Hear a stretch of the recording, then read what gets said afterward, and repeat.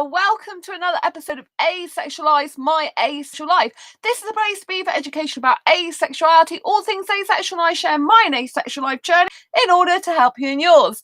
If you haven't already subscribed, please hit the great big subscribe button below right here, right now. Please hit that bell icon to get notified of every time I go live like now, post a new video.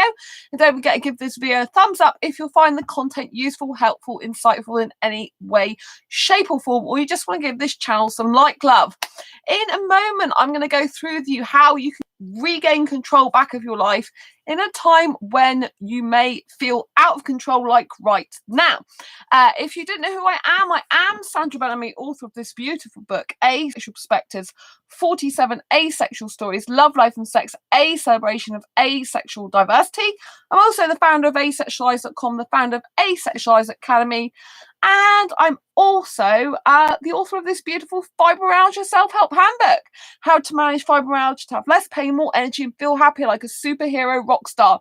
And the techniques in this book can apply to anyone, not just those with fibromyalgia. There's something that's quite specific to fibro people in there, but the majority of the book, you know, if you suffer with anxiety or depression, these are really great techniques I show in the book of how to overcome depression and decrease your anxiety, which is super important in these times of the coronavirus outbreak, as we're going through at the moment in the UK. When I'm recording this in March 2020, we are on lockdown, and much like a lot of other countries are at the moment. So in these difficult times, particularly times like these, how do we feel in control in a time where our life pretty much feels out of control? How do we regain control of our life?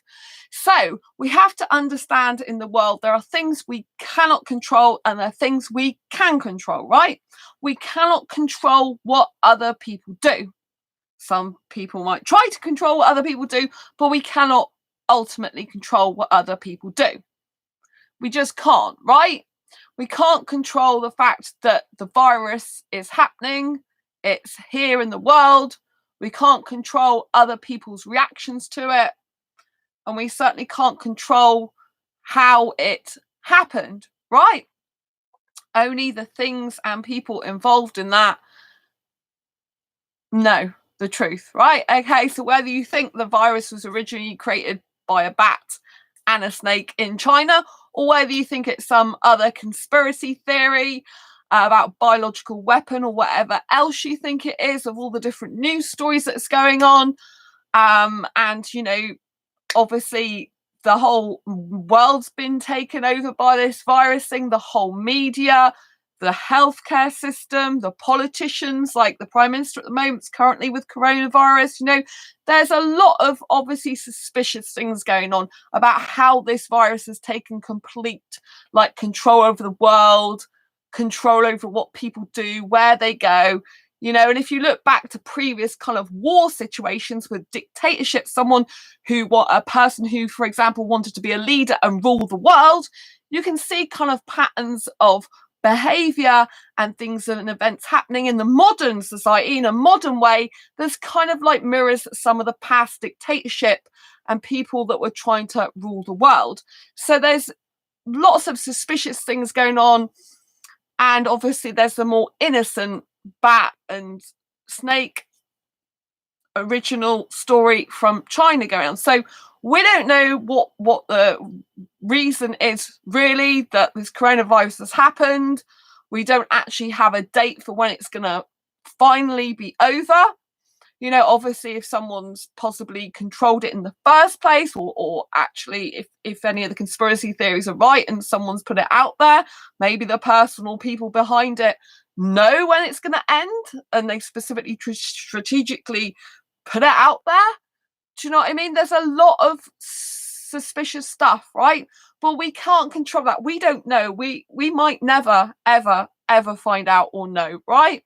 Only the people or animals or situations that happen can actually know what really happened to create it. Whether something else will come out down the line of what really happened, we don't know. We can't control that. But right now, we're in a pandemic. We're in this situation where kind of the news, the media, politicians, healthcare workers, you know, people are being overtaken by this unknown thing that we haven't currently got official vaccine for at the moment. So we can't control those type of things, right? So if you think about that, it's an external thing that's going on, even though it affects our lives in some ways. If we let it, then there's nothing we can actually do about that. So this is the key to taking back control of your life, is to try not to let all this stuff that's happening affect us internally, right? They might try to control our body through the virus, or specifically certain people. They might try to control the population of the human species by, what they've done with the virus, but they cannot control our mind unless we allow them to.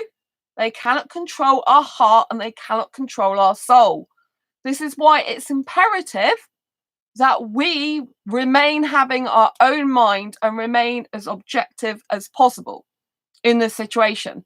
This is why we need to remain as calm as possible for our own peace of mind, right? We have to kind of be in our own vacuum, okay? Because we can't change what's going out on there in the world, but we can only change our internal environment, how we react to the situation, which is to do with our internal being, right? Because at the moment, whoever or whatever's behind it, where it's something innocent or something more sinister, right? With all the media's being controlled, the media, the politicians, the healthcare workers, these are all the central people that make decisions about people's lives. So in a way, you could look at it as the fact someone or something, or the situation, or just life as it happens, is trying to control the human race, as it were, right? It's up to us to not let them control our mind and our spirit and our soul. It's up to us to protect ourselves as much as possible with raising our vibration, our happiness, our joy, our positivity in our own life, because those are things we can control. So we have to control the things we can and let go of the things we can't control. This is how you regain control of your life. You only regain control by things you actually have control of. You can't control other people's behavior, actions, reactions, or what they do. You can't control that. That's external of you. Yes, there's forms of manipulation. And are we being manipulated at the moment with the media and whoever's behind this virus, if there is someone behind it or something, right? We can be manipulated, and the news is designed to instill fear into you, right? There's a lot of stuff that's designed to instill fear into you, right? And of course, when you see the images and videos of people who've got the virus, of course it's going to scare you, right? Because that's kind of human nature, to feel empathy and sympathy and care, and obviously to be scared for yourself. But the best thing to do is just to not watch the news as much as possible. Just cut it off. It's going to do you no good. It's not going to help you. It's not going to help you. Yes, I understand maybe once a day if you really, really need to look at the news. But obviously there's things that flash up anyway, because the only thing you really need to know is what you're supposed to do in your own country. As in the UK, we have to keep 2 meters apart from each other. And, certain people have got letters in the UK to say they can't go out for 12 weeks. They're really vulnerable people, my mum being one of them. So I can't see my mum for 3 months, Shit happens, I can't control that, can I? I can't control that, right? My mum's on a high risk category. I'd rather her be safe, and healthy and happy. So, we have to just really, really focus on ourselves and our lives while still being kind, considerate, and caring to other people, because they can't control our hearts. And so when we connect with other people and help other people, whether that be just, giving a listening ear to how they're feeling, whereas that's just spending an hour or 2 with them on the phone, or sending an email to them to keep them connected with you, to keep them feeling good and alive and happy. If you're feeling really bad about the situation, you're fretting and stuff, go and reach out to someone else, because by helping someone else, you'll take your mind off your own problems and it'll calm you down. You know, by giving back to other people, you can do a lot of good in your own life. They can't control your mind unless you let them. They can't control your soul or your spirit. The virus can't do that either, right? That's up to you. It's up to you, right? So you have to understand these things are within your control, right? Your mind must stay in the positive state. You must try to keep your immune system up as much as possible by eating things like green leafy vegetables. If you've got anything like a sore throat, gargle with salt water. Salt water is a natural antiseptic, right? Obviously, you know, if you've got suspect the virus, then go and look at the official government websites about what to do, right? But if you've just got an ordinary sore throat, you know, there's things you can do, like I gargle with salt water. That was told to me actually by a pharmacist when I had a blister under my tongue, to not get infected. So if you want to stop your mouth getting infected, or you know, prevent it from getting infected, that's a good thing, you know. And if you get a bit of a sore throat, then that's a good thing to do, is gargle with a whole mug of salt water. Table salt will do it, and warm water. This helps to clear the bacteria in your mouth and stop infection in your mouth. So, you know, obviously, because if you get a sore throat, it's a bit worrying, isn't it? It could lead on to something else. So that's why I'm mentioning it as a helpful thing for you. That's just my advice. I'm not a doctor or a physician, but it's very important that you look after your well-being, your mind. This means to relax, to be grateful for everything you have in your life. I mean, I'm so darn grateful that I've got a beautiful home and I've got supermarkets on my doorstep. I feel so blessed right now. I tell you, like diagonally opposite where I live, I've got 2 supermarkets, and I've got another place that's got toiletries. And I've got another supermarket, it's like 15 minutes from my home, a big supermarket. And to get into the city centre to go to more supermarkets, 5 or 20 minutes. So now we are being rationed in the UK. I can actually get access to a lot of things, foods and toiletries that other people can't get access to. I've also got another shopping centre 5 minutes walk from me. So I'm absolutely blessed. I know that I made a very, very good decision about where I decide to live in my life. So you can use this time to reflect on your life, to decide, is your home adequate for when you need to be at home a lot? Is the surroundings good? Is it nearby? You know, there's loads of people that love living in the country. I've said it before and I'll say it again, I absolutely don't like living in the country. I grew up in the country. I don't like it whatsoever, which is not what most people will say. Most people say, I love nature. I want to go and live out there. I get adverts coming from YouTube all the time, trying to promote, oh, come and buy a home, a new home in the country. I have no desire to be out in the countryside whatsoever. And right now, I'm feeling really happy that I'm like that.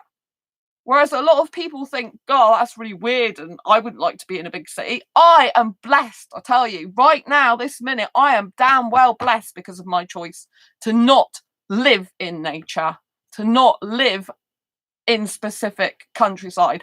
I have the beautiful quayside, which is 5 minutes, about 5 minutes, probably 4, I could get there, or less actually, from the beautiful quayside in Exeter, right, in my city in the UK, because there's an Exeter in USA as well, right? 5 minutes from quayside. There's loads of places around the quayside.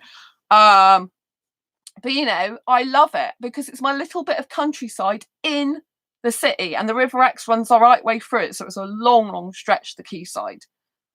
So, you know, and I absolutely adore that. I like that little bit of countryside in the city, but I've got the best of all worlds. I have shops and supermarkets on my doorstep. I have a train station, not the main one, but a local one 5 minutes away. I can just, usually in normal circumstances, hop on a train and go and see my parents. 25 minutes to get to them. You know, I have the freedom, you know, 25 minutes to the major train station. I love the city where I live. There's so many people that want to move abroad and that, you know, don't want to live in a city. And a lot of people complain about this, you know, getting into my city.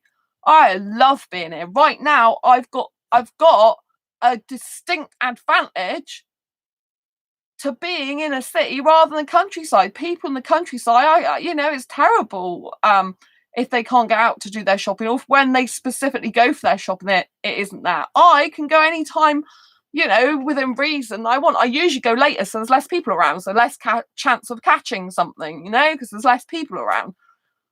And I don't, I'm not an elderly person or anything like that, so I don't need to be out early in the morning. We can let the other people have it, so I can go later. Do you know what I mean? Because I live nearby. You know what I'm saying? And I'm so blessed right now. So use this time as a reflection to see, if you've made good choices in your life. Because if there's certain things in your life that you want to change, you can already note them down now. This is how you take back control of your life. Because you're already starting the thought process of how you're going to make your life better, including when this is over. This will tell you a lot about how, you're set up for the future. This is why if I get into a relationship, I don't want to move. Because I love specific where I live, because I've got everything I need there. Oh yeah, I don't have a relationship, but I have everything else I want. This beautiful flat is absolutely gorgeously stunning, and the fact I live near shops, like I just mentioned, and my beautiful home. It's a studio flat I live in, but it's very suitable for one person. I couldn't be more happier in the fact, with this home. I rent, but to me it's always like home. It's the only place that's ever, since I left my parents, living with my parents, the only place that ever felt truly home. So one of the ways you take back control in your life is being grateful and thankful for the things you do have, because when you start noticing all the things you do have, the things that are within your control, you start to feel more in control, right? So not only do we have to realize that we can control our mind if we want to, and not let someone or the news dictate how our mind should think. We can take control of our soul, so we can still feel spiritual things. We can still have intuition, and we can still keep our spirits high, as in our energy levels, as in our being. Live in spite of fear. Live in spite of fear. Live in spite of fear means live. Don't give up. Don't think, oh, this is the be all and end all. It's not. We will get over this. Honestly, it will be over. I'm not saying when it'll be over, but we will get over this. We'll get through it, and we'll learn lots of lessons. This is a self-reflection time, and this is how you can take back control of your life, because self-reflection is a thing you can control. And they can't control your heart. So reach out to your loved ones. Let them come closer to you. If you haven't got in touch with anyone for a while, maybe you had a family feud, maybe something went wrong a long time ago, just make that call. Yes, you might not get the reaction you want. You might get a bad reaction. You might think, well, okay, that's it, I tried. But at least you tried. You know what I'm saying? Obviously, if some people's manipulative, nasty, psychopathic towards you, then don't reach out to those people. Reach out to the people that shower you with love, happiness, light, and joy. Because you need to keep your mind as well and healthy as possible. Because the mind, the spirit, and the soul, we can control. Our body, we may not be able to control whether we get the virus or not ultimately, but obviously we can take all the precautions that our governments and heads of the countries have said we should. And we can also build our immune systems up as much as possible. Now, part of our immune system building up is to do with our mind. What we put in our mind, what we focus on expands. So if we're watching all this negative news and all this stuff that breeds fear, that is going to tear down our immune system. It's going to lower our internal defenses.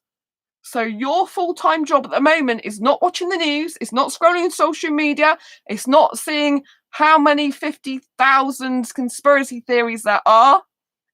It's not to see how many deaths there are. It's not to see how many people have got the virus. It's not to see all the beds that are around everywhere. It's not to see all the stuff that's popping up in our news feeds, because I get some of it too. It's not to do that. It's to literally push that to one side. We know it's happening, but we can't control it. What we can control is our mind, and we need to center and focus and remain calm. We need to focus on other things, hobbies, interests, people, And we need to be making lists of things of how we can improve our life going forward, because that's something we can control and look forward to. If there's places you've never visited before in the future that you can go to, write these places down. If you know that where you live now is not currently suited for a crisis like this, think about moving. So you're more likely to be future-proofing yourself and where you live. Because it's going to end, but we don't know if anything else is going to occur like this again, right?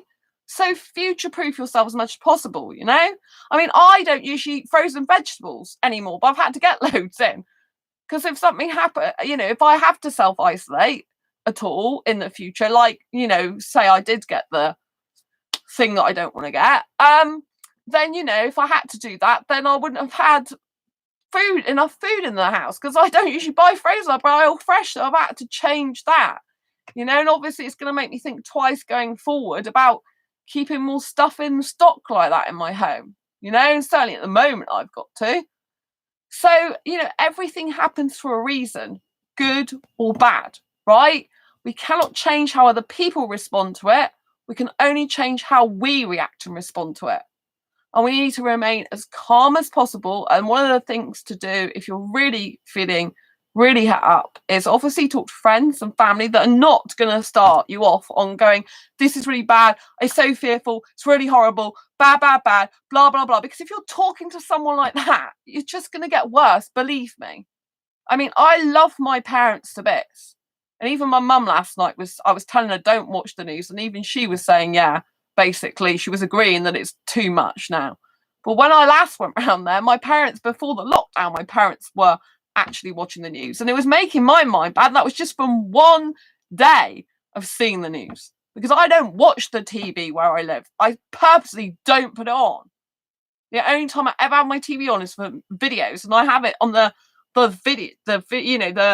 Blu-ray channel, which goes blank, so I can't go and watch TV unless I flick it over to the television thing, television selection. So I purposely don't watch news. Yes, I have some stuff on my feed, but I have to stop myself from going into it.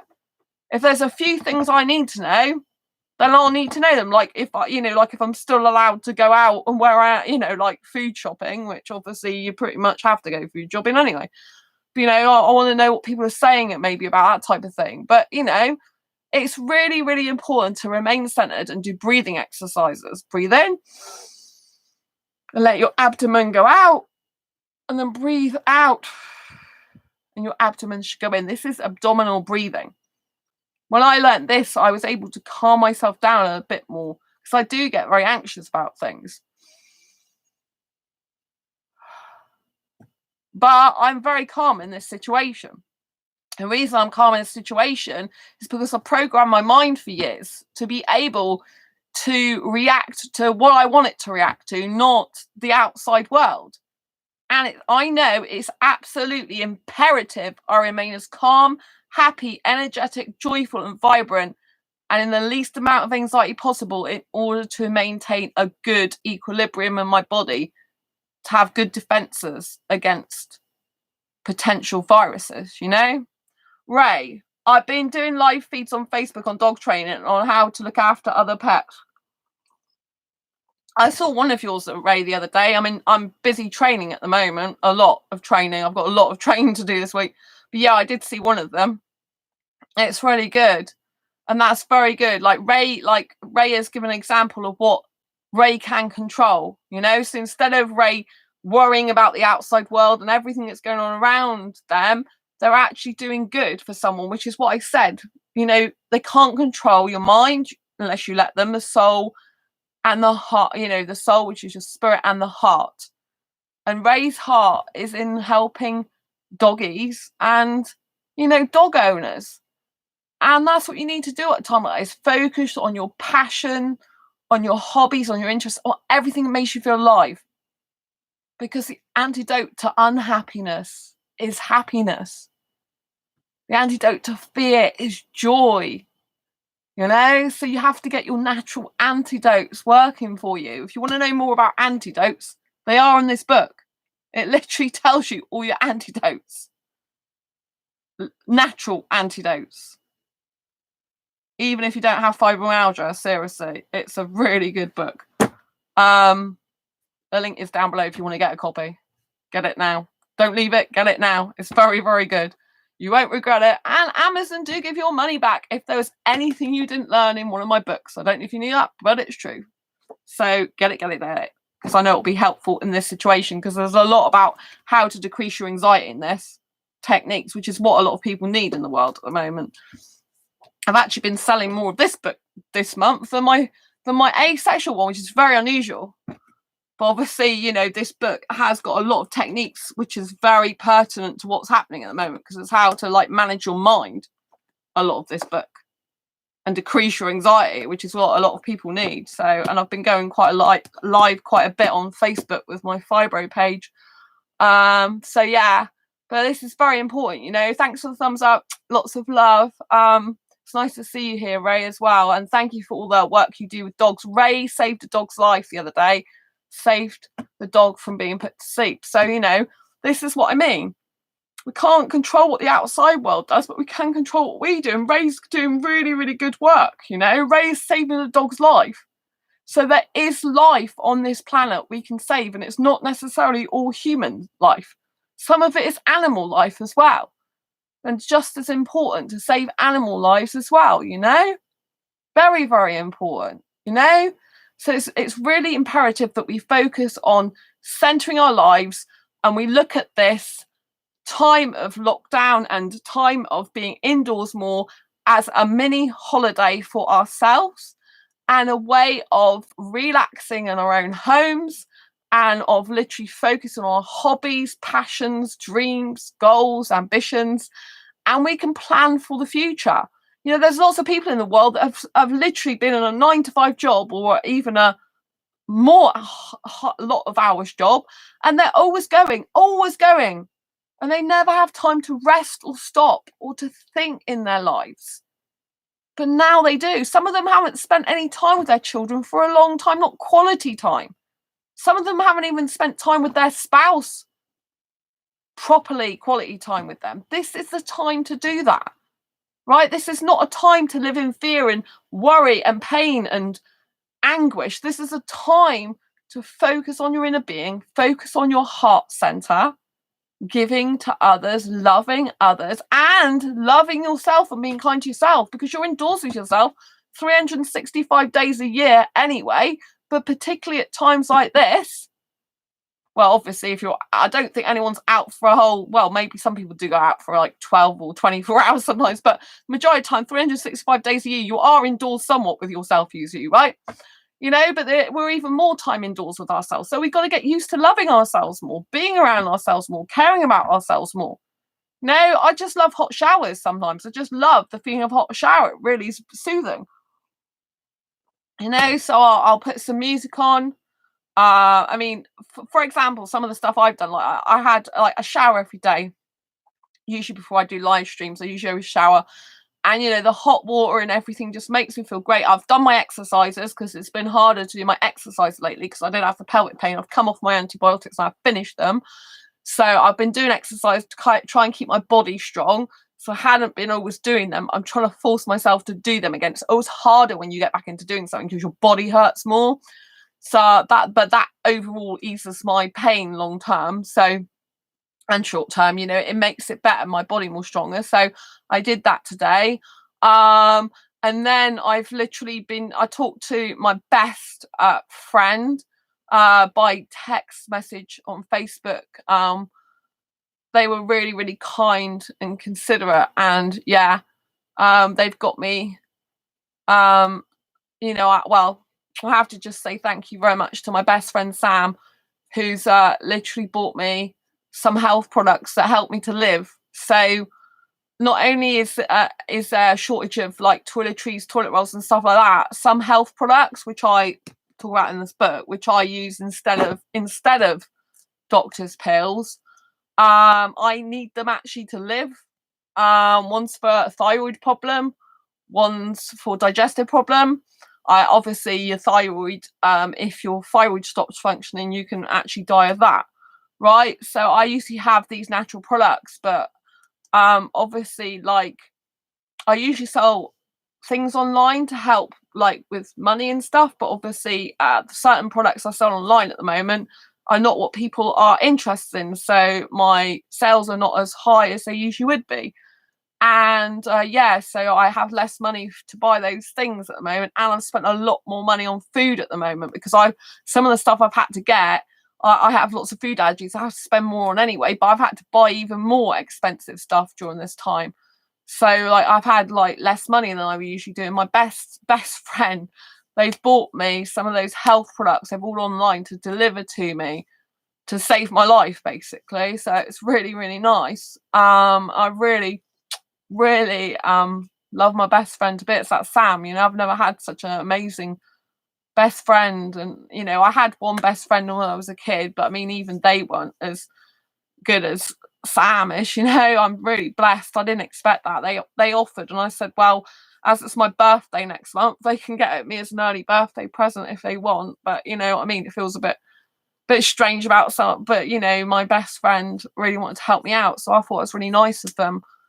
Because I have to have products. I have to have one product for my thyroid. I have to like one bottle of capsules only lasts like 16 days or whatever. So, you know, I need them. So I've got only one bottle and a bit left, so about 3 weeks left of that one. They're getting my digestive enzymes as well. So it's really, really nice of them because they're very expensive. So I feel really, really appreciative of those, you know, and that's what I mean. That you know, this virus can't control your heart. You know, it can't control you giving and receiving things. And you know, I just feel really, really blessed about that. You know, that I've got such an amazing friend. I mean, you know, that you know, so they say you can't choose your family, but you can choose your friends. But sometimes your friends are like your family, or do even more to help you. You know, so that's just incredible, you know. I can't thank them enough, you know. So I was a little bit tearful today with tears of joy that they helped me. So I wanted to say I really appreciate that, you know. Because I haven't had anyone do that for me before and buy my health products to help me in that way. So I thought it was really, really nice, you know. Their generosity is really appreciated. I wasn't expecting that at all. It came out of nowhere. So I was really, really happy about that. People where I live put lots of dry dog food outside my door to help with all the dogs in my house. Oh, that's lovely, Ray. That's really nice. See, there are a lot of kindness in the world, and it's times like these that kindness goes a long way. You know, it really, really does. You know, and like I said, people, you know, this thing can't control our heart, you know. That's why it's important to still stay heart centered in your life, to still stay true to who you are and to not let the media take over your mind, you know, because you don't want that to happen, you know. The media's designed to control your mind and instill fear into you, you know. You have to understand there's still thousands of people in the UK that haven't got the virus, or there's thousands that still, you know, are getting over it. You know, so you have to look at the proportion of people, of the population that don't have it and stuff. You know, you have to look at all the positive stuff.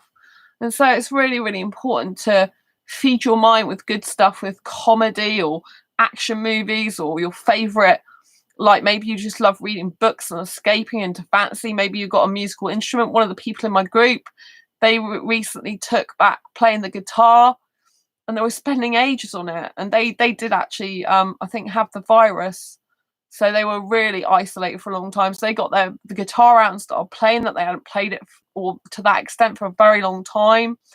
Hello, if you're watching. um and so, you know, you've got to like look at this as an opportunity to do things that you've never done. I mean, I've been doing lots of training today, and at the moment I've got a lot of training and stuff I needed to do for years. Really, I've learned bits of training, but I've never had this in-depth training as much as I'm having at the moment, and this is to put all the pieces together that are missing. But it means I'm doing a course at the moment. I'm also there's also some other training that I've been doing, which they're two separate companies training, but they actually go really well together. Plus, I'm actually doing training from the site itself. So I've bought some software, and it's to know how to use a feature on it. So I've got the software company's articles I'm reading. I've got the the people, 2 trainers, are actually hosting a Facebook group course training on this, so I'm doing that as well. And then another company on Facebook are doing training that goes with the reason why I'm being trained in this software. So there's like 3 lots of training I'm doing at the moment, which is like quite mind-blowing. And it's kind of like, I don't really know. Oh, nice to see you, Heather. Lots of love. Thanks for thumbs up. Lovely to see you. So you see what I mean? My mind is so focused on this at the moment, and I haven't got time really to think of negative stuff. And I do see some stuff flash up on my feed, but I just have to think, no, just don't. If you don't need to know it, you don't need to know it. You could, like, literally, you could be on the internet for hours just looking at it, and then your mind's just going to be completely messed up, you know? So it's very, very important that you just stay centered, that you control the things that are within your control and stop worrying and fretting about the things you can't control. Because you can't control them, you can't control them. Trying to control something that you can't control is just like wasting your life away. Life is precious right now. Some people don't have theirs anymore, so you need to be taking control of the life you do have. You know, look after your health and well-being. Eat the right foods that literally fill you up, that literally help you to have your immune system boosted. Drink, obviously, plenty of fluids. I always drink loads of water in this. This is mineral water, even though I use mugs because I want big lots of mineral water. 2 litres a day of water, mineral, you know, I use mineral water, but 2 litres a day of water is what you're supposed to be having, recommended by a nurse. I used to go to the hospital, and I know these things. And also it's on the recommended, you know, if you go to the site in the UK, it will say 2 litres of water you should be drinking a day. So it's very, very important, you know, to feed the body, to feed the brain, to feed the imagination, to literally like just feed your soul with joy, happiness. And so you kind of create this really, really kind of like glowing feeling inside, you know, because you want to get away from, you know, if you want the antidote to fear, it's feeling safe. So you have to make yourself feel safe within your own home, within your own life. Just imagine you keep all social media off right now, all the TV, all the news, and you haven't got the virus and you're sat there, right? There's nothing to bother you. There's nothing to bother you because you're fine. You're here. You're alive. You're in control. You can do what you like. The whole world's your oyster, theoretically speaking, you know? So there's no panic. There's no, there's just happiness within your own soul and being. Do you see what I mean? Just cut everything off that's bad for you. Focus on the good. Focus on the positive. Focus on people who care, who love you. You know, when I'm with my best friend and we're talking and Skyping, we're not really focused much on what's happening out there. We're talking about our projects. We're talking about our lives. We're talking about things that have happened in our lives. I know more about my best friend Sam now than I've ever known about them. Things that I definitely didn't know, you know. It's insightful. And we're making regular plans now to make sure we Skype each other each week because we both need that in-person best friend contact, you know, where you just, the hours just seem like they've only been minutes when you're talking, that type of thing, you know. I mean, obviously with our course, with my course at the moment, it's the 1st of April's when I'm next Skyping them because I can't do it every single day at the moment, but we're always in touch by Messenger. Because, you know, I've got a lot of work to do and they've got their own projects to do as well. So it's good to obviously keep in touch with family and friends and also work on your own projects and your own hobbies and interests. You know, because obviously other friends might be worried about what's happening. You need to, you might need to reassure them, calm them down, make them happy, start talking about other things with them. But also you do need to fill your own cup up. You know, you do need to be doing things that bring you joy and happiness.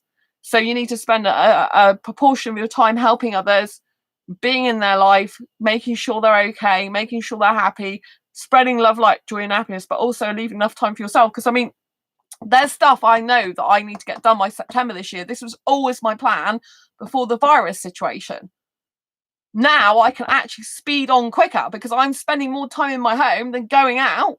It means actually I've got a great opportunity to knuckle down to the work I need to do that I would usually procrastinate over doing. I still get a bit procrastinating, but when I get into it, I'm all right. You know, so sometimes having a break is too much for me, because it's like I don't actually do the work I need to do, because it's like, oh, I've had a break now, I'm out of it. You know what I mean? So sometimes you've got to like balance your life out a bit. But you just have to think of this as a new era at the moment, and it's just a new way of living and being. You know, it can actually be a very good thing. It can connect you to your soul. It can make you actually focus more on doing things you enjoy when you haven't had the time before. And you know, it's really great to be going out and meeting friends when you're able to do it, right? But there's all that time that you could have been spending doing something for your own career or your own life that you might have neglected to do, or just not had the time to do. And now's the time to do it. You know, I am really glad, because the stuff I need to get done by September is a lot of work, but the stuff I'm learning now will be used for 3 different businesses, right? So it's imperative I get the work done now, so that I can replicate it for the other 2 once I've done it for one business. This is not to do with asexuality, although I can, in the future, I can use it for some of the asexual stuff I do, but it's, you know, it's for 3 other businesses. And so new ones before September. It's a big ask. Do you know what I mean? It's a lot of work for me, but you know, I'm really looking forward to it. And this time for me is just accelerating my learning. It's just giving me a lot more time, because this is the stuff I can control. So this is what I mean. You need to be able to control the stuff that you can control and stop worrying about what you can't control. This is how you regain control in your life. Otherwise, if you put your life in other people's hands, right, and you just think, oh, I don't know what's going to happen to me, I don't know what's going to happen to me, I don't know what's going to happen to me, your whole emotions and well-being is based on some external source. So it's like you're a puppet and they're pulling your strings. You don't want to be in that situation, right? You don't want to give your emotions, your life to someone else. You might feel like your life is out of control, but you can control the way you react to the situation, the way you feel about it, the way you think about it, what you do now, right? Because that'll make you a stronger person. If you're a stronger person, you've got higher natural defenses against sickness, disease, and injury. Believe me, I have fibromyalgia, which is an autoimmune condition. So I am more susceptible to getting things than other people, right? And I do get things. I just have to overcome them. Right, I'm just doing what I normally do. There are a lot of asexuals as well that are introverted. So a good thing about being introverted is introverts do tend to overall spend a lot of time on their own indoors. So for some asexuals, it's not much changed, you know? And I do know some introverts, though, that go out more than I do, and I'm an extrovert, but I'm an extrovert with some introverted tendencies. So for me, I kind of really need to go out once every 3 days normally, because by the 3rd day, I'm kind of scratching around, thinking I just need to get out usually, but I'm okay being indoors for 2 days, 3rd day out, that type of thing. So if you take it over a period of 7 days, really, it's only 2 days I need to kind of go out and get fresh air, which I usually go and do some food shopping anyway. So for me, it's not that much different, but it is different in terms of not seeing my friends. Like, it's my birthday next month, and that's going to be very difficult, because I always go out my birthday. I hate staying in on my birthday. It's something I never do. I always go out or go somewhere, you know? At the very least, I'd see my mum and dad. My mum is not seeing anyone for 3 months. She's on lockdown, isolation, like, because she hasn't got the virus that I know of, touch wood, but she has, you know, problems with her kidneys and diabetes. So she has to, and she got a letter from the NHS to staying in, because she's highly likely, if she did get it, to need to go into hospital. So you know, you're better off staying in your own home if you can as well. You know, you're better off, you know, because obviously if you're in a hospital, diseases spread fast in hospitals. So to be honest with you, you're much better off, if you can, stay at home. Obviously, if you're, you know, if you can't breathe, then you have to go to hospital, don't you? If you've got certain symptoms, you have to, because you just like need to. And always take professional advice about that, you know, because I'm not a professional doctor or anyone else like that. But you know what I mean? I think that's why a lot of people are trying to self-isolate, and if they have got symptoms of it, they're being asked to stay at home, because, you know, like, one is, you know, the hospitals can't cope with all these people if they were coming in anyway. And 2 is, a lot of the time it's better to, you know, stay in your own home. I've got a friend whose husband works for the NHS, and he has had the virus. He's still in isolation. And by the 8th day, he was just like getting over it and enough to be in the garden playing badminton. But he's had a horrendous time. So, you know, that's been very difficult for the family, but they've all been in isolation because he's had it, you know?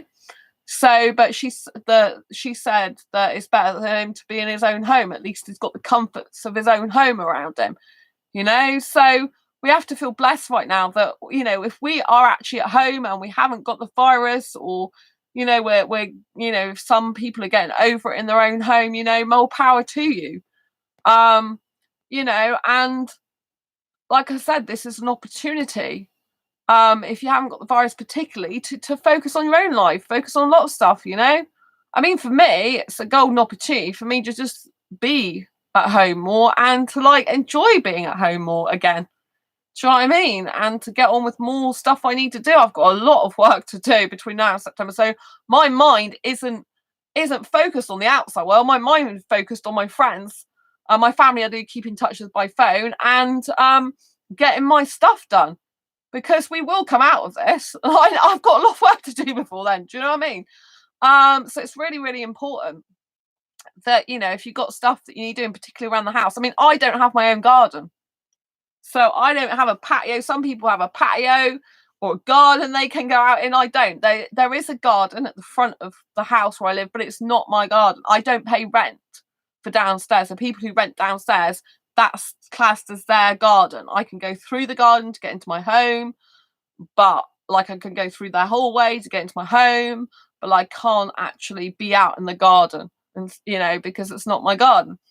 Ray, I have 7 animals in my house now. Oh my gosh. It's like a zoo. I even have some guinea pigs in one of the bedrooms. Oh, Ray, you know that they need, you know, I have had guinea pigs before.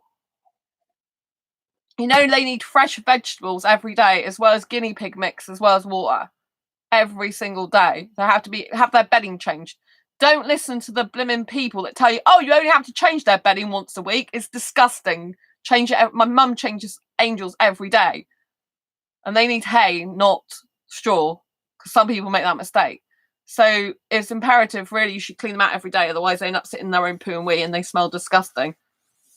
So yeah, you should never. Some people leave guinea pigs on their own as well for a weekend. You should never do that. Thank God, you know, you can't go away. And hope they're okay, Heather. Oh yeah, sorry, Heather. I know the doctors call my parents because they are 70. They've called all their 70-year-olds to warn them. Yeah, my mum's had a letter, because I'm in the UK. My mum's had a letter. She's 71, but she's high risk category. So yeah, my mum's not got to go out for 3 months now. I won't see her till June. So yeah, but you've got to obviously you've got to make sure they got food, like, because some people, I mean, my mum, my dad's still going to go out for food. Oh, Ray, I know I used to have them. That's okay then. Ray's used to looking after guinea pigs. But yeah, it's important that we keep an eye on our family relatives, that they're getting food, because if they are over 70 or in a high risk category, we need to make sure that we're helping them get food, you know. My dad's still going to do the shopping for my mum, even though technically maybe he should be indoors. No, my mum's like specifically said she'd rather have my dad dropping food off to the house than some stranger, because my dad's very careful. Because my dad's very careful with my mum's conditions. My dad's always going backwards and forwards to the hospital. I mean, my dad's got a non-profit, but my dad's not a carer per se for my mum, but he does do a lot of carer stuff, in the sense that not personal stuff, but medication wise, you know, and shopping, and, you know, like all that type of thing. My dad does a lot of stuff for my mum, backwards and forwards to the hospitals all the time. My mum has to go to hospital backwards and forwards for different checks and tests every year, months, for different months. So but my mum's a very positive person, which is what I said, you know. You know, you can't control what happens out there in the big wide world. What you can control is your own environment, how you think, how you feel. And my mum just gets on with life. She's like, well, you just got to get on with it. She gets a bit scared, you know, she has been a bit scared of the, you know, bigger thing going on, because obviously she's high risk category. and she's always very careful with her health anyway. So but overall her mind's always positive.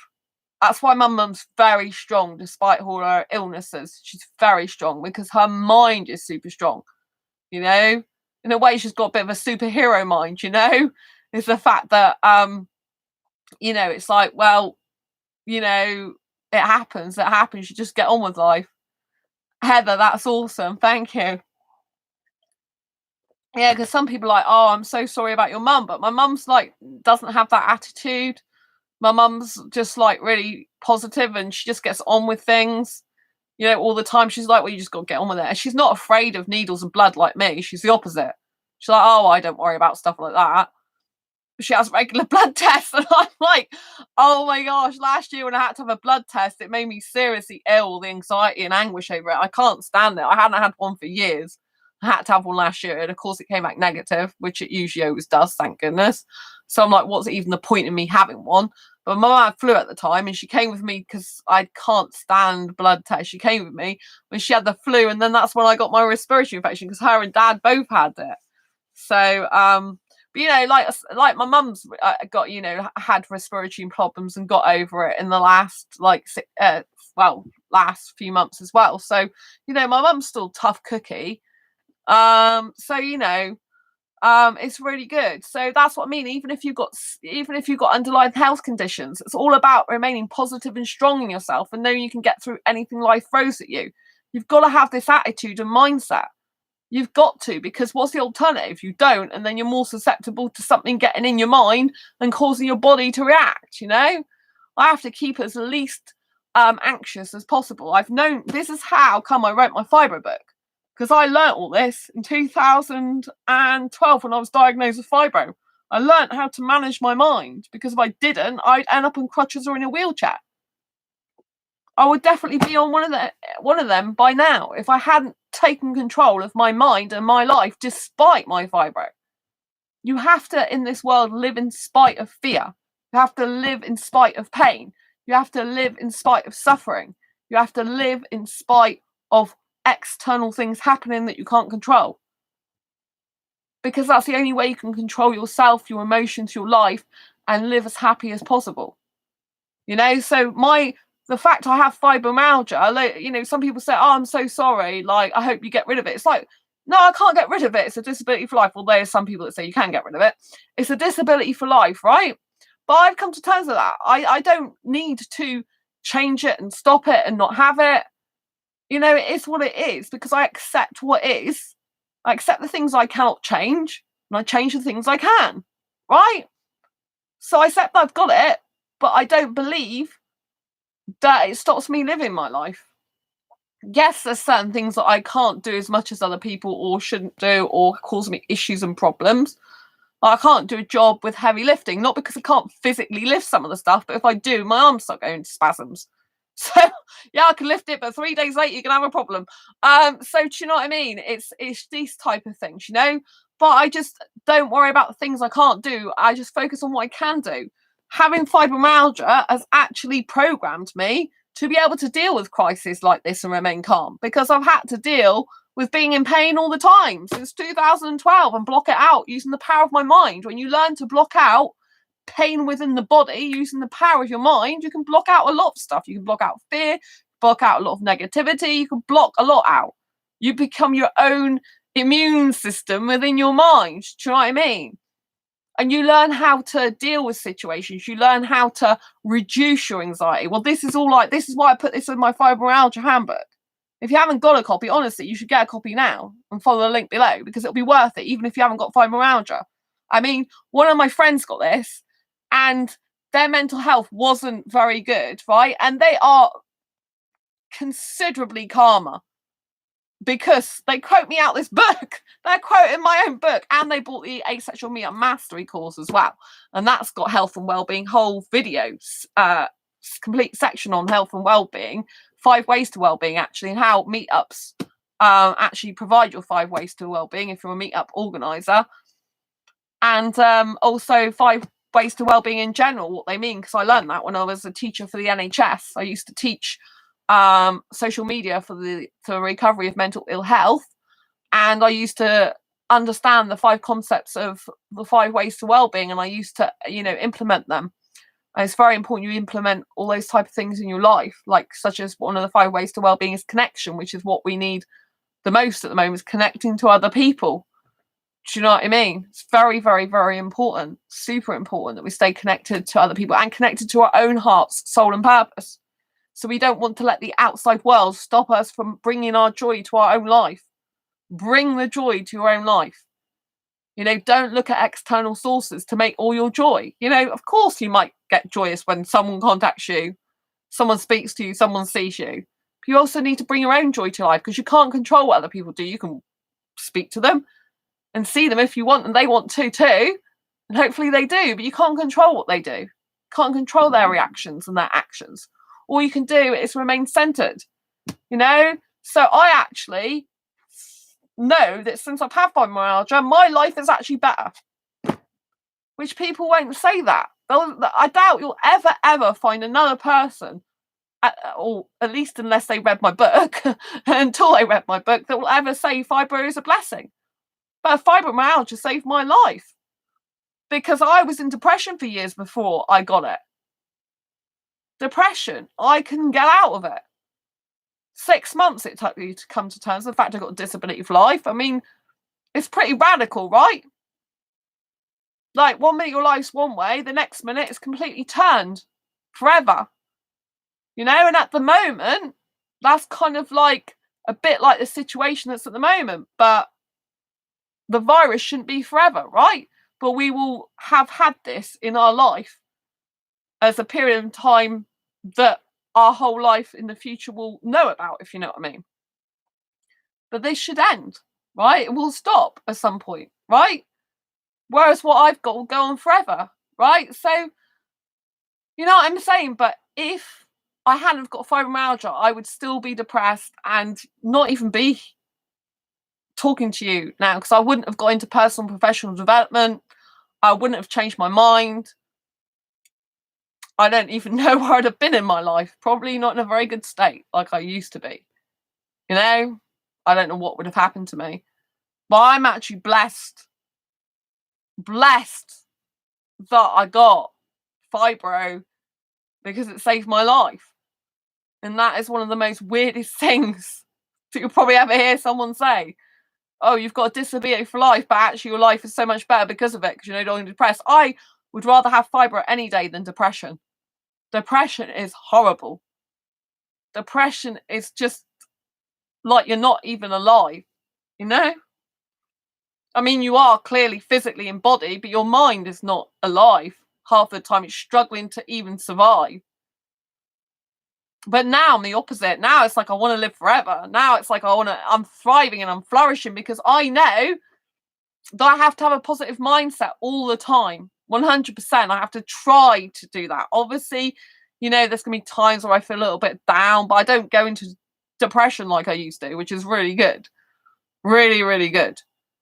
So after 6 months of coming to terms with the fact I have a disability for life, I had no help. I had to see 2 people from the NHS, and they were really bad. They didn't help me at all with fibro. Well, one person said, oh, do breathing techniques. But at that time, I didn't even understand breathing. And anyway, they didn't teach you proper abdominal breathing. And it was a case of, oh, just do these breathing things. And you didn't really know why.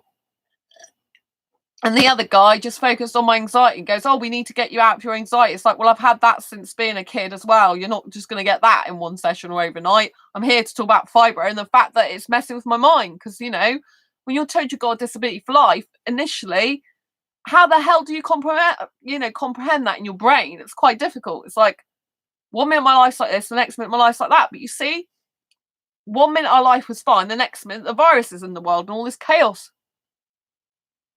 is happening. So this is how, because I've had all this previous experience of going through a life-changing thing myself that I cannot control. I cannot control I've got it, but I can control how I react to having fibromyalgia. I can either choose to be negative or I can choose to be positive. And it was 6 months later in July 2012 where I just changed. I'm like, that's it. I saw these people on crutches or in wheelchairs, bedridden, for hours on end, and I'm like, if I don't change my mind, it just came to me. If I don't change my mind to a positive one, and I continue with the negative one, I'm going to end up like that. And that would be the worst thing in my life. To have my freedom taken away, to not be able to walk anymore or walk properly, to not be able to go out to places, to not be able to go to theme parks, zoos, aquariums, to not be able to go clubbing, to be bedbound. That is my worst fear. So I would do whatever it takes to not be like that. And that fear was worse than the fear of giving up being depressed, because depression is a habit. Depression is a habit. And we don't know it at the time, but it's a habit that our mind gets into. So unless we've got something more powerful than the bad habit, more better for us, more powerful, more pending, more fearful than the thing we've actually got the problem with, we won't change. When the gain is greater than the pain, we'll do it. When the pain is greater than gain, we won't. It was more important for me, the gain was higher for me to change my mindset than it was to live with the pain of depression all those years. The pain of fibro and what would happen if I didn't give up my depression and tell it to go away once and for all, forever. You know, the gain was greater giving up the depression and actually getting the strength instantly to just change my mind. That's it. I just wouldn't allow myself to do it. It's incredible, really, when I think about it. In an instance, I just thought, that's it. I'm not having any negative thoughts anymore. Because if I do, crutches or wheelchair, and I'll go there very quickly if I don't stop. So I just stopped. I'm like, I'm not allowed to say negative things to myself anymore. I'm not allowed to say things about death or suicide or anything like that. You know, I'm not allowed to, I just stop myself doing it. I'm not saying that my mind's always great, right? With depression, it's easy to slip back if you're not careful. So you have to keep topped up on happiness. You know, and occasionally you might have the bad thought because your mind repeats patterns of past behavior and past mindsets, right? So you might catch yourself. Once you become very aware of yourself, aware of your thoughts and feelings, which is what you have to do to be able to do this, take control of your mind, you sometimes have negative thoughts pop up that you told yourself you're not supposed to have. And sometimes occasionally they come back and you're like, what are you doing? You notice them, you try and catch them to stop them spreading back into the problem you had in the first place, right? Like a virus, right? So, do you know what I'm saying? It's very, very important. So, but after I'd had the complete change of mindset in July 2012, it was later that year that I got an email, and it was about a success resources business event, personal professional development, and I'd never been to anything like it in my life before, and it looked really good. And back then I was working and earning a lot of money. So even though I had depression, I used to be in management and retail management, and so I never told my employers about the depression I had. I just worked, with it. So I was able to go out with depression. I wasn't a manic depressant, like some people are.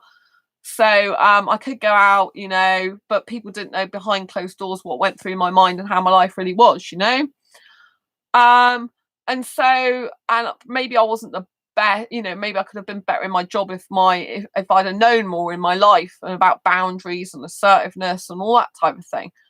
So, I went to this event and it just completely changed my life. And I didn't love myself. Although I'd stopped being depressed, I didn't actually properly love myself. I didn't really know what I was meant to be doing in my life apart from writing. I knew in 2009 that I was meant to be a writer. That was my life purpose. But I didn't really know anything else much about what I was good at or anything else that was useful to anyone. I didn't feel very useful to anyone. But yeah, after I went to this seminar, I remember we had this break from the speakers. And I just remember like I was walking and going to the toilet like I do all the time. And I was thinking, wow, I just realized I've got all this knowledge that I've gained over, for example, my retail jobs, my management, things in my life that I've overcome, that I've got a lot of skills and experience to offer the world, and that I'm really valid in this world, and that I really can help others. And that was like the second turning point in that year for me in my life. And that's when my mind switched and I started self-loving. And I'm like, wow, I got a purpose. I'm meant to be here. I'm meant to help others. Heather, I'm listening and hearing you. Oh, thank you, Heather. Love for you. So yeah, I just like like it suddenly came to me that I was meant to be helping people, and I got so much knowledge and experience and skills that I learned that I am valid, I am valuable, and that people can learn a lot from me. And that was a complete shift I'd never had in my mind ever before. It had not happened. I've been made redundant in 2009. That's how I discovered I was born to write and realised that my life purpose was to write. When I was redundant again, for a time that's not a good. When you're made redundant, you're put out of work, it's not meant to be a good time. But it's how you think about it. I couldn't control the fact I was made redundant. The host store that my company was in, the store that we were in as a concession, shut down. I even blamed myself erratically for not having a job anymore when there was no job to go to. The doors were closed to the building. The people that owned the building had gone into administration. The company that had owned the building, that was it. It was like, I don't know if they owned the building, but they owned the company that was in the building, the main part, and we leased it off them, the company that I worked for, and it was just, it was shut. There's no way I could get in there. There's no way I could have a job there. So, and I did get offered to go somewhere else. I got offered to go miles away and travel by train to be a manager of another branch that was miles away from my home, but they'd only pay half of my train fare. So I'd have my normal salary I had there, plus I'd have to pay like half a year's train fare, which was really expensive. It wasn't worth me doing. And the trains go up every year as well. So I took redundancy, and I'm glad I did. It's a really good thing I did that, but it's scary. And so, although I knew I was born to write, I didn't really know much else. It took me 2.5 years to write my Breakthrough the Barriers of Redundancy book, which is out on Amazon Kindle. It's not actually out in paperback, but some asexual friends, they've got that as well. They find it useful for getting back into work.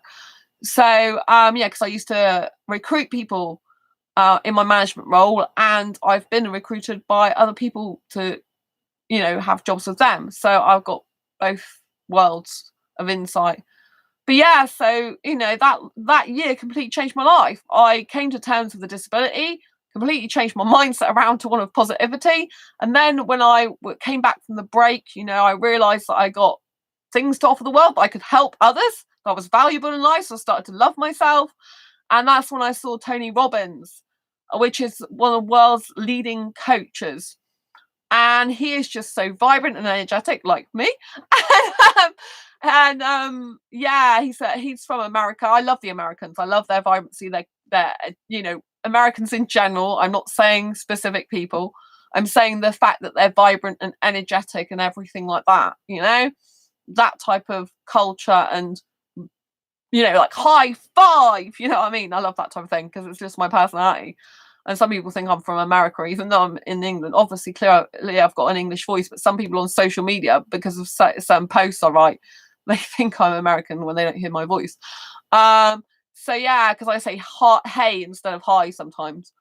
And and he taught us to change our state through movement and music. So if you're in a depressed state, you're not happy, you're feeling low, you're slumping around, you're not feeling good, you need to put on your favorite music that will uplift you, high octane energy tunes, and start actually physically dancing around your home. So he got us to actually do that in the seminar. We would have to jump up from our seats, and when the music comes on, go boom, boom, boom, and then sit down and stuff like that.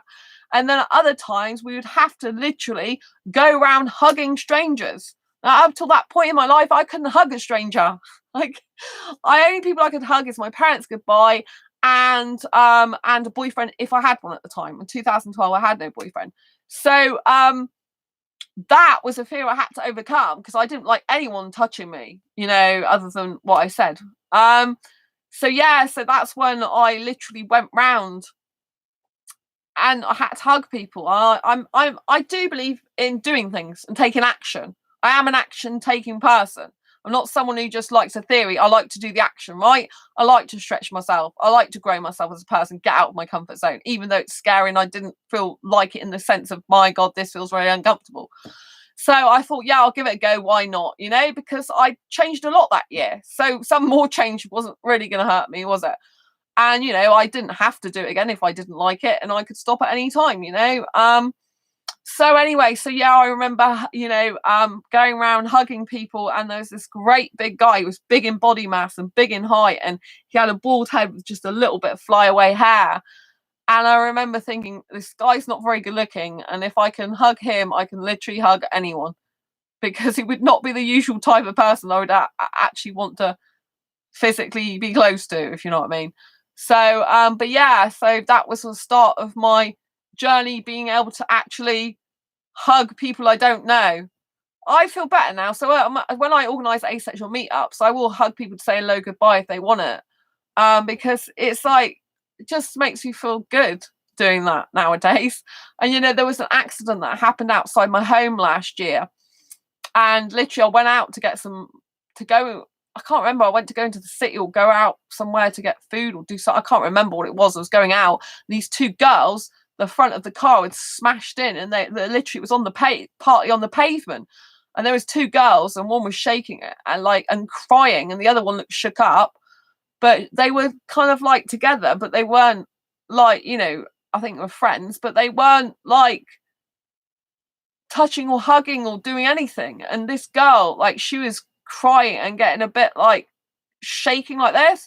So I just came out when I saw her. I'm just like, do you want a hug? And she's like, oh yeah, because it calms people down. The fact she's female as well, you know, it really made her feel better. You know, a friend could have done that for her, but some people can't do that. So I'm able to do that. In my old job of 5 years, there were certain people that I hugged in the toilet, females, to make them feel better. There was one person, the one woman, her husband had got cancer, and she was in the toilet being really upset and crying, and I was giving her a hug. Do you know what I mean? Like, I couldn't have done that years ago. I couldn't have offered that support. I couldn't have been there for someone in that way, because I didn't like being physically touched. I didn't like any physical contact, particularly with people I didn't know. The only person, you know, if I had a boyfriend or my parents to say goodbye, right? That was it back then. I can have that ability to comfort people, though I don't know. But now I can. Ray, I have to go, guys, and see to the dogs. Take care. Lots of love, Ray. Thank you so much for joining. Lots of love. Probably going to finish soon anyway. But yeah, so you know what I mean? It's really imperative that you look after yourself, and you can do what you do to control your internal environment despite what goes on out there. You know, it's my choice to give up being depressed. It was my choice to go to that business seminar. That's getting me out of my comfort zone. I've never been to a business seminar. You know, it's my choice to do what the guy said, jump up and down to music, be vibrant and energetic, you know, and move, because it changed your state. It did. And it's my choice to go around hugging the people. And at first, it still didn't come naturally. Now I can do it without thinking much about it. But back then, even after that experience, I still had to get used to hugging people. When I did it for quite a while after that, I had to practice it. I still felt really weird. And then I got like, oh, I feel good doing this. I feel like I care about people. I can help some people who need it, especially like like I said, in my old job. I mean, one girl as well, she was really upset about her boyfriend. They'd had a really big fallout, you know, and so I gave her a hug as well. She's actually bisexual. You know, and so do you know what I mean? I was able to offer that support, which I couldn't have done before, because I wasn't able to be that type of person. So I had to change myself. And that's what I mean. We cannot control what people do. We can only control what we do and how we react to situations. Imagine right now if I hadn't have reacted the way I was and I was still depressed and have fibro. I would literally probably be in bed all the time, really severely ill, and not be able to move and have so much pain. Because, you know, even though exercise hurts people sometimes usually with fibro people, it hurts more long term not to do any exercise. I learned that. You know, that's why I make myself do exercise as much as possible. You know, when I had pelvic pain, I hadn't done it as much, because obviously that pelvic area, when I start doing more exercises, because I usually do pelvic exercises, that's kind of going to irritate it more. So I haven't done as many as I should have done lately. But I'm starting to get myself back into it now because my back starts hurting. Then you end up with pelvic pain and back pain. You've got like two things squishing you with pain. So that's not very helpful, really. So I'm getting back into exercising more now. My back's, again, it's not hurting now, but it was hurting a few days ago because I wasn't exercising because I have to do push-ups for it. So yeah, so that life, that my whole life changed that year in 2012, and the final thing I want to say with the life changing is with this business seminar, that's when I realized that I need to be my teenager self. That all the things I loved, like all the clubbing I did before. I mean, I didn't start clubbing until much later in my life compared to a lot of other people, but I realized the clubbing, the high octane club music that I like listening to, like watching cartoons and kids movies, I realized the teenager in me had gone and that I needed to get that back and that I needed to live a teenager life. And that was the one way I could very much decrease my pain with fibro. So not only did I stop being depressed, I learned how to change my state through music and movement. I learned how to hug people when I'd never been able to do that. So I was giving love to other people and got, in the end, when you start hugging other people, you get more love back. It just comes back at you. When you're more loving and open and caring towards other people, you tend to get more people attracted to you like that as well. So long term, it's better for your health and well-being and better for your future relationships and friendships, And then, I went to be my teenager self, and I've been my teenager self ever since. And I have to say the teenager lifestyle is 100% for me. And really, that's where my soul and being should have always been. And I didn't know that. Now I have fibro. I make sure I live a teenager lifestyle because it counteracts that pain and that bad negative mindset. By living like a teenager, I believe I can do anything. Well, I live like a teenager and I have the mindset of a 21-year-old. So I live like a teenager because I have like loads of cuddly toys around my room, and I am an alarm clock and sparkly things and everything. Disney throw, Mickey in the background, Eeyore over there. But I also have a 21st mindset, so I believe I can do anything a 21-year-old does if I want to, and that's why I go out clubbing. Obviously not at the moment because we're in lockdown, but I go out clubbing and stuff like that and listen to young, vibrant, energetic music, and I really love my life and watch a lot of young films. I love, young things because it just resonated that, oh my God, I lost my teenager self, and that's who I'm truly meant to be. And so kind of from then, I've gone backwards in life. I've got more younger in my face a lot of the time. If you look at some of my older photographs where I was in a depressed state, my God, I look like I'm a 20-year-old mother version of myself. I look really miserable, in my opinion. I just look much older because I was very miserable and unhappy back then. Not in all my photographs, but I had an old passport one and I just looked really bad on it. So yeah, and I just completely changed my life, in all those ways.